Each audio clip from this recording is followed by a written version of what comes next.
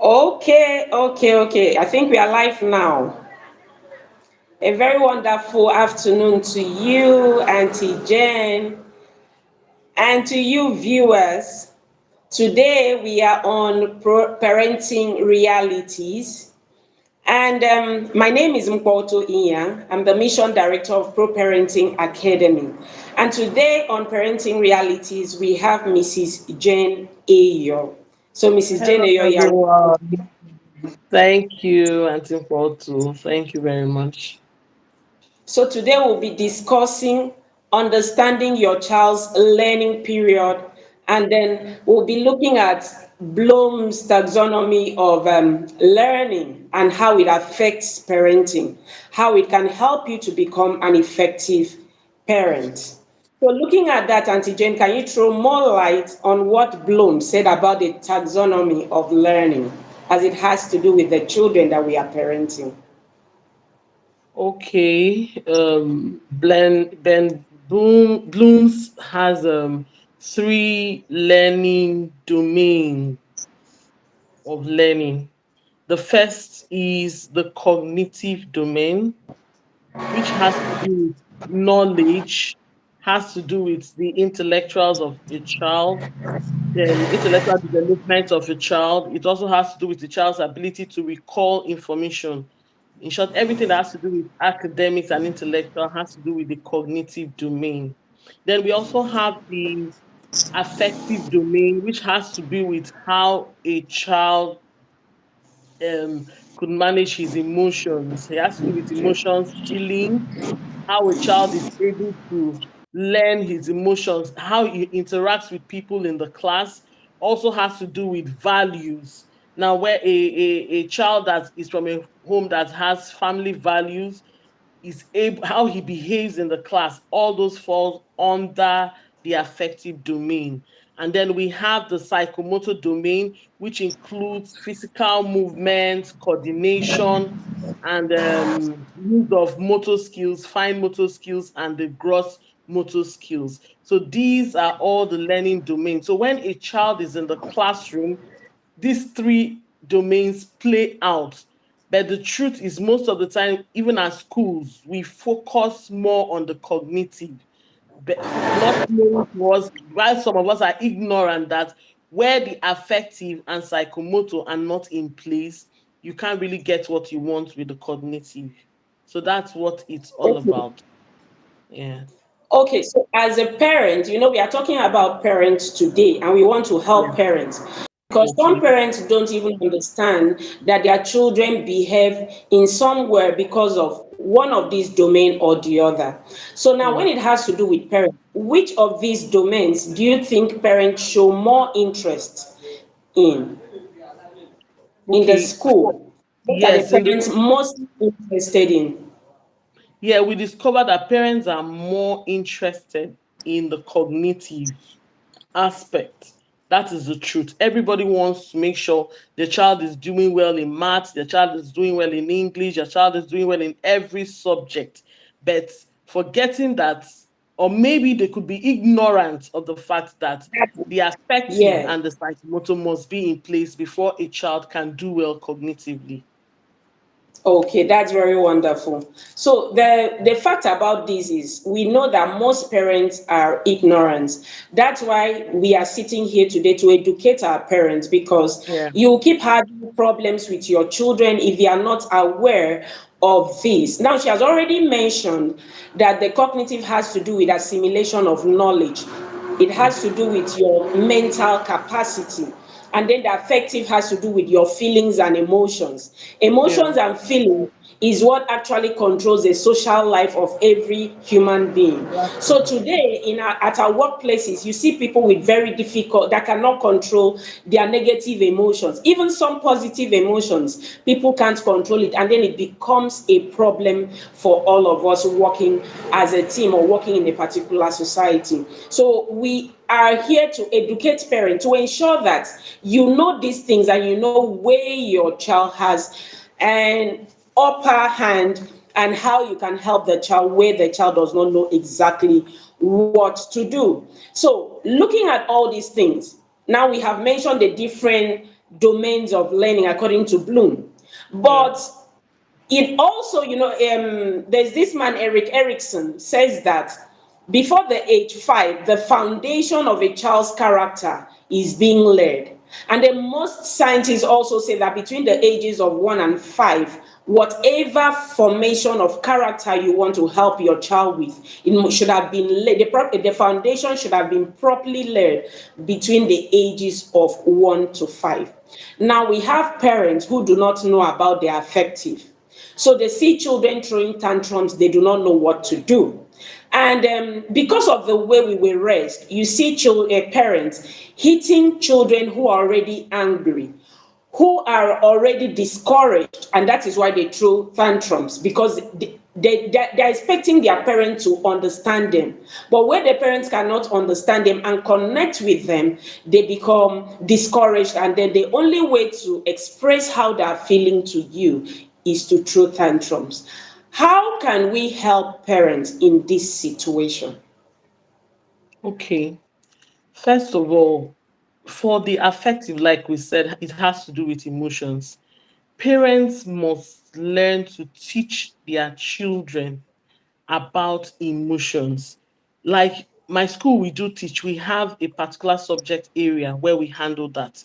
It's very important because it's not just when we talk about teaching your child about his emotion, it starts from the tender age when a child is born, from one, when they start growing from that age one, or even before then.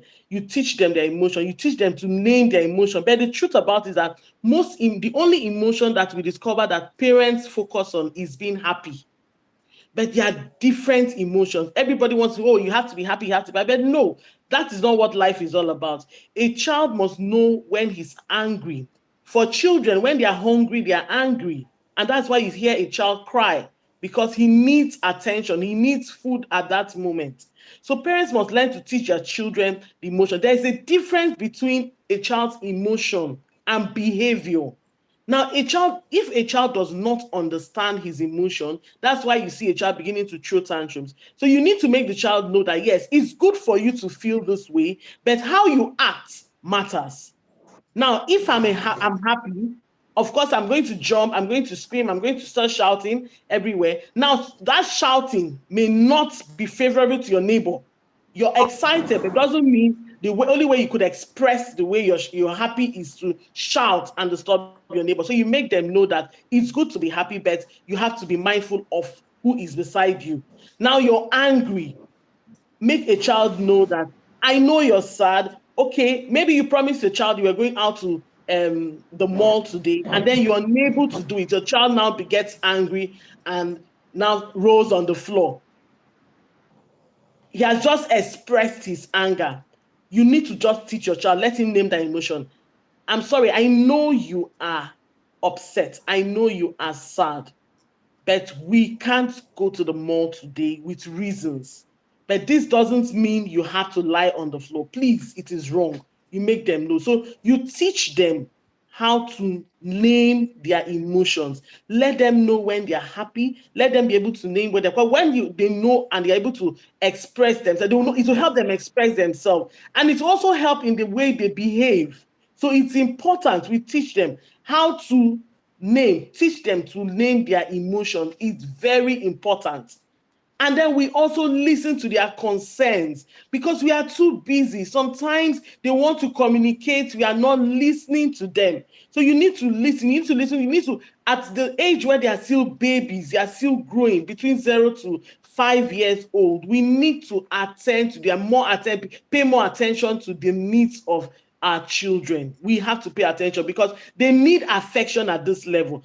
That's why I tell parents that it's not about all these, let's learn. My child cannot count 1 to 1,000. Definitely, when it goes to the primary level, the child will definitely count. What you need to be Yeah. doing at this level is bonding, connection. That's our responsibility as parents. Forget about the child counting 1 to 100. Teach your child how to manage his emotion. Teach him how to name his emotion. That's why some children that know how to understand their emotion, they're able to express themselves. But when they can't express themselves, they become frustrated. That's why you see Yeah. them displaying those kind of behaviors. Okay, and just to add to what Mrs. Jane just said, when you do not teach your children at this tender age, they begin to grow up, they become preteens, and then they become teenagers. Yeah, These are children that do not have connection with their parents. So, yeah, because you have not taught them, now what begins to happen? There is no connection. So, when you tell them to do a particular thing, they don't do it, and you tag it what? Rebellion. yeah, So if the child is rebelling as a teenager, that should, bring it back to your notice that there's no connection between you and that child. yeah, If your teenager or your preteen is actually showcasing some kind of character that you do not like, it means that that child is calling your attention. I need to connect exactly. with you.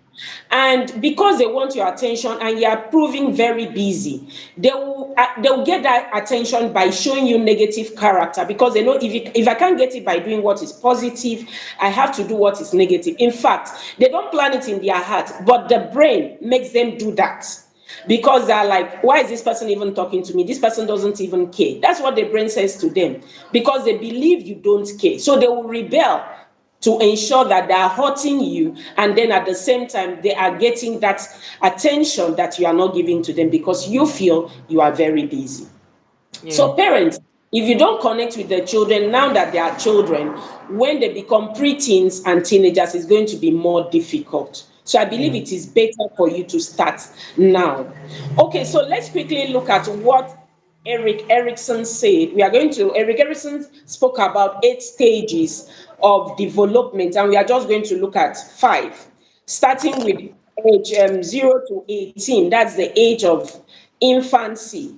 Now, the learning crisis that happens between that age, most at times, has nothing to do with psychomotor. Okay, it has just a little bit to do with psychomotor, Okay. and basically, it is more of affective, because the child begins to learn how to trust or how to distrust.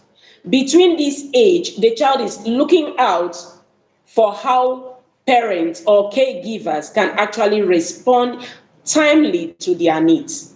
So, there's this story that got to me. There's a particular lady who has a year plus baby, and the lady keeps hitting the baby when the baby cries.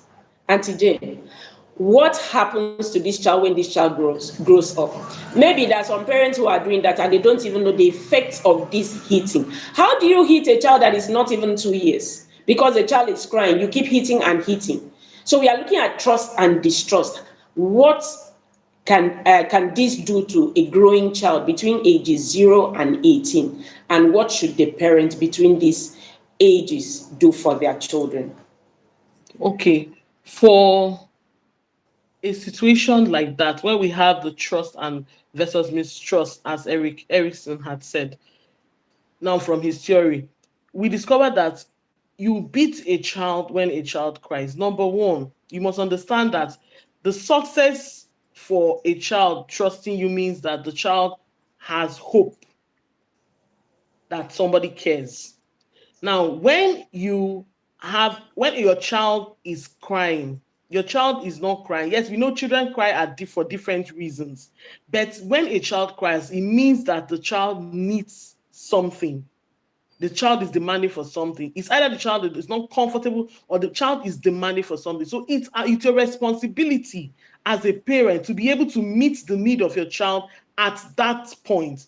Because when you don't meet the need of the child at that point, the child will not trust you anymore. And when this child begins to grow, you discover that this extends to his environment. The child will find it difficult to build relationships Yes, of trust. He can't trust yes, people. Why? Because right from when he was a baby, he did not have that environment that was safe for him to trust his parents. So when your child cannot trust you, if your child is crying, you don't need to beat the child. What you should be concerned about is, how can I help this child? What could be the need? You see, some parents are very eager. Oh, why is he crying? Why is he crying? Oh, could he be feeling hot? They take off his clothes. What is wrong? But at some point, you discover what is wrong with the child. And then once you meet the need of that child now becomes calm. Now, when you don't care and maybe you hit the child as a result of crying, just understand that you're losing that child, and then that child is getting to the mistrust level, which the child will definitely affect the child the child's learning. That's what Okay. happens. So parents must learn to understand. It's still part of the bonding process. You must understand your child, know why your child is crying, know what to do, meet the need of your child. Your child needs affection at this time, because whatever you do as a parent at this level will definitely reflect in the way your child relates with the people when he starts interacting with people in the environment. So that's So what happens. this basically means that parents, there are most parents who want their children to come first. Yes, Whatever you do as a point of connection or at the point of bonding is what will help your child's mental capacity. You exactly. see, most children who come top in class are children who have great relationships with their family, especially their parents. You know, the affective actually affects the cognitive. It is only a child that is stable that will be able to learn, that will be able to assimilate knowledge, recall, and give it back when asked for. But where a child does not have bonding, where a child does not have affection, where a child does not have that family connection, that child will actually struggle in education or in learning. So, parents, if you are out there and you are listening to us and you have children who you want to become better in the academic work, you have to work on the bonding and the affection level between you and your child. So, let's quickly look at toddlers. We are looking at the ages between 2 and 3. The learning crisis that happens between that age is autonomy and then shame, sometimes doubt. Why? Yeah. Autonomy in the sense that that's the period they begin to crawl, they begin to pick things, and once they pick it, they put it into their mouth. Now, why are they putting it into their mouth? They're in the process of exploring. They want to Mm. test, they touch, they test, and then their brain describes to them what it is, if it is something that is edible or not. Now, we have a problem at this stage with helicopter parents. The reason is that helicopter parents want their children to be high up all the time. I don't want my child to get dirty. I don't want my child to put any dirty thing into his or her mouth. And you do not even know as parents that by doing this, you thwart the child's developmental progress. Exactly. So at this point in time, you begin to see a child that begins to doubt his or her ability. So you see children begin to struggle, and you hear a lot of no's, don'ts in that during that period. Don't touch that. Don't do this. Don't go there. No, don't do that. And as you are doing this, because children learn by modeling, you are actually modeling negativity into the mindset and the subconscious of your child. Now, what is the expectation from the parent? The parent at this point is expected to observe and to guide the child totally. So, what do we do when we have parents who are not ready to guide their children at this time? Most of them say they are busy. So, they throw the child to the school. That's why most parents are very happy when school resumes. They throw their children to the school. And even when school closes in the afternoon, they still come late in the evening to pick the child. So, what do you do? What's your advice to this kind of situation? How can we help parents that are in this situation? Okay.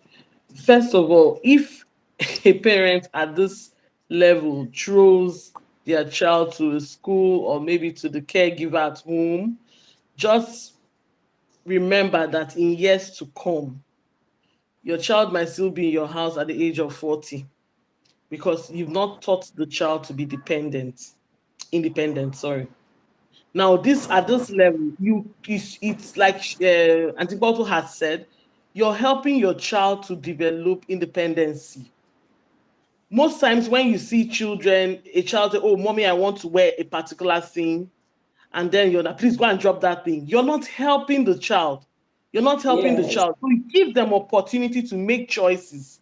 Give them opportunity to wear their clothes. Even if they don't wear it well, direct them, guide them on how to wear it properly. Because when you are not there, even when all you will need you to do as parent is to be supportive at this time, at this moment of their life. You need to be supportive at this level, because once they lose this, that is why you find out that when most of them grow up, they are totally dependent on their parent. They cannot stand on their own.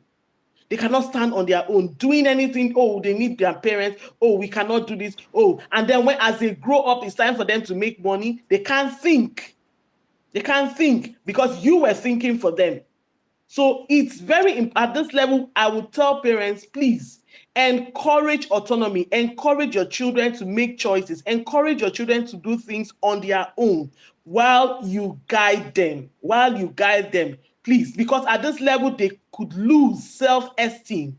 Where you're doing everything for them, they feel, oh, there's nothing I do that is good. It's only what my parents tell me to do that I do, and that. And once they lose their self-esteem, you've lost that child. So please, I would advise parents to, no matter how busy you are, the little time you're with them, try to encourage autonomy. Let them be independent, guide them, allow them do things for themselves. Yes, even at age 3, they can buckle their shoes, they can zip their clothes, they can button their tops. Even when it's wrong, you show them, they are learning. You're just helping them to be independent. So at the period where you're not around, they can do these things by themselves and comfortably well.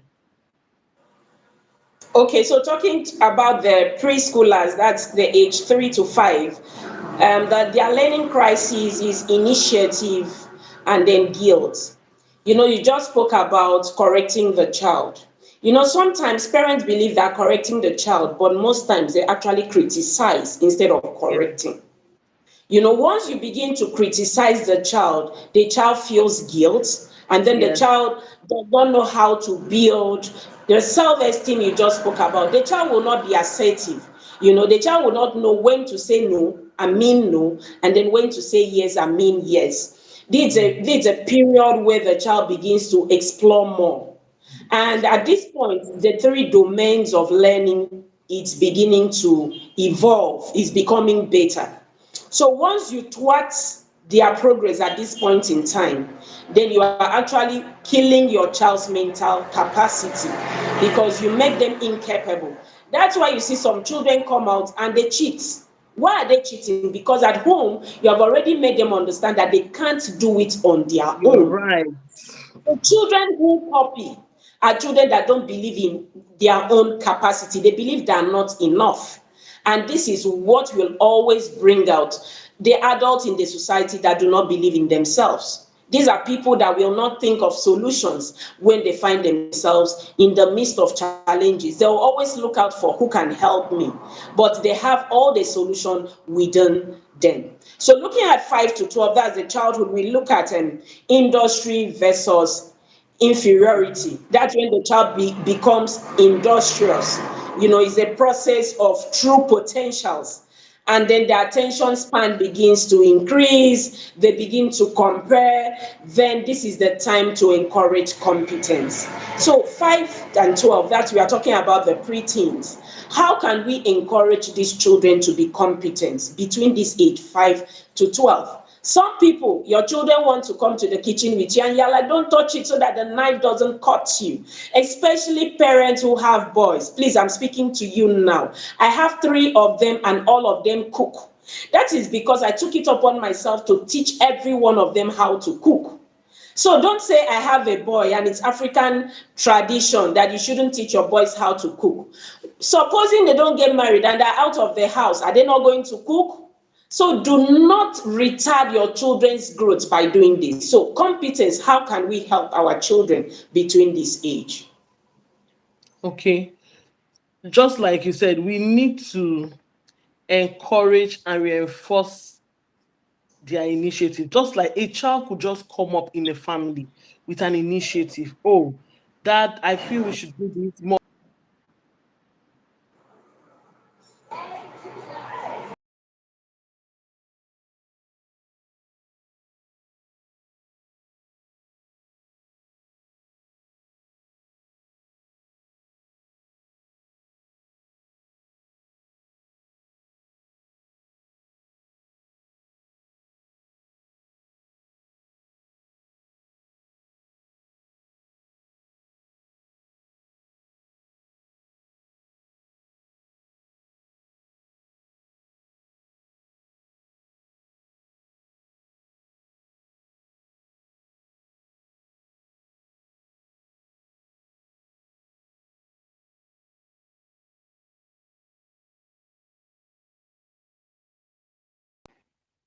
Can you hear me?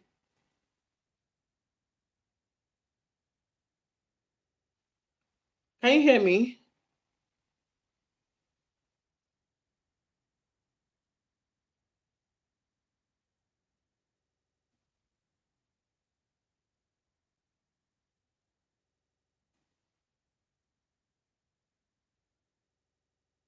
Can you hear me?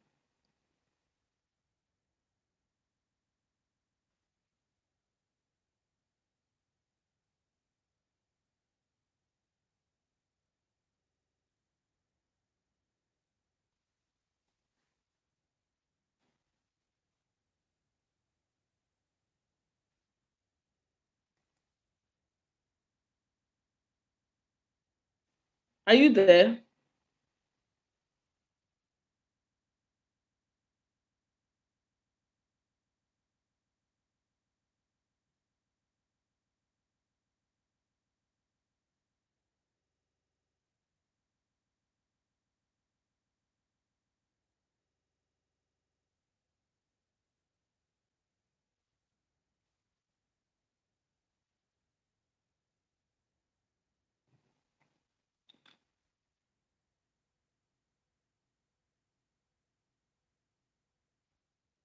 Are you there? We having network issues.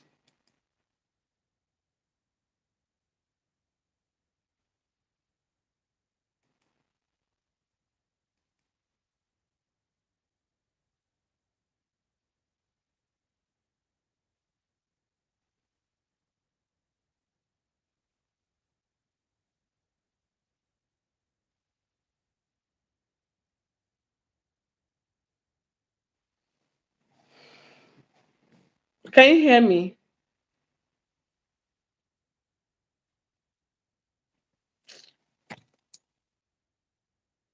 What's this now? Is it that they don't want us to hear this?